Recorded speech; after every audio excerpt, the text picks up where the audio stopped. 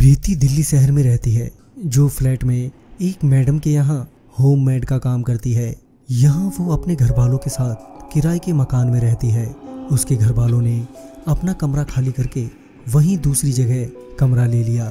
उस कमरे में प्रीति का पहला ही दिन था कि प्रीति काम करके शाम को घर पर आई और शाम का खाना खा के सोने चली गई कि देर रात अचानक ही प्रीति की आंख खुल गई। फिर प्रीति ने जो देखा उसे देखकर उसके पैरों तले जमीन खिसक गई। तो दोस्तों, प्रीति ने ऐसा क्या देखा जिसे देखकर प्रीति के होश उड़ गए? यह सब जानने से पहले अगर आपने इन डार्क को सब्सक्राइब नहीं किया है तो कर लें और साथ ही बेल आइकन को भी जरूर दबाएं। तो चलिए बढ़ते हैं इस कहानी की ओर। जब प्रीति रात के समय सो रही थी तो प्रीति को अजीब अजीब से सपने आने लगे। प्रीति के अंदर बेचैनी सी हो गई और उसकी आंख खुल गई। जैसे ही प्रीति की आंख खुली तो उसने देखा कि कमरे के एक कोने में एक इंसान खड़ा है, जिसे देखकर प्रीति बेहद घबरा गई और उसकी सांसें ऊपर नीचे होने लगी। उस इंसान का चेहरा इतना भयानक था कि प्रीति उसे देखकर अपनी जगह से हिलना तो दूर, अपने माँ बाप को आवाज़ भी नहीं दे पा रही थी। वो इंसान प्रीति की ओर बढ़ ही रहा था कि उसकी माँ की आंख खुल जाती है और प्रीति को कांपता हुआ देखकर पूछती है कि क्या हुआ प्रीति, तू कांप क्यों रही है?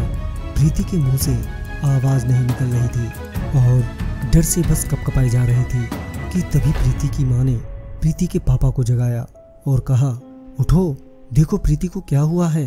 प्रीति के पापा ने उठकर देखा तो प्रीति बाकी डरी हुई थी और साथ ही कपकपा रही थी। प्रीति के पापा ने पूछा तो प्रीति ने कमरे के कोने की ओर हाथ उठाकर इशारा किया। प्रीति के पापा समझ चुके थे कि जरूर कोई ना कोई बात है।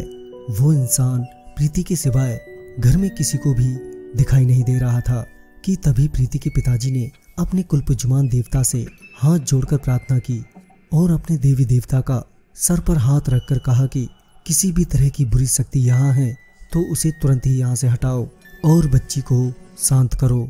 इतना कहते ही प्रीति का शरीर एकदम से हल्का हो गया और प्रीति रोते हुए माँ के गले से लग गई। तभी माँ ने पूछा, क्या हुआ तुझे? फिर प्रीति ने सारी बात बताई। ये सब सुनकर घर वालों ने सुबह को पंडित को बुलवाया और हवन पूजा करवाया ताकि फिर से वो आत्मा घर में प्रवेश ना कर सके। तो दोस्तों, इस वीडियो में बस इतना ही। वीडियो आपको अच्छा लगे तो लाइक, शेयर, कमेंट और साथ ही चैनल को सब्सक्राइब करना ना भूलें। तो मैं आपका दोस्त राजकुमार जल्द ही मिलता हूँ एक नई वीडियो के साथ। तब तक के लिए बाय एंड टेक केयर।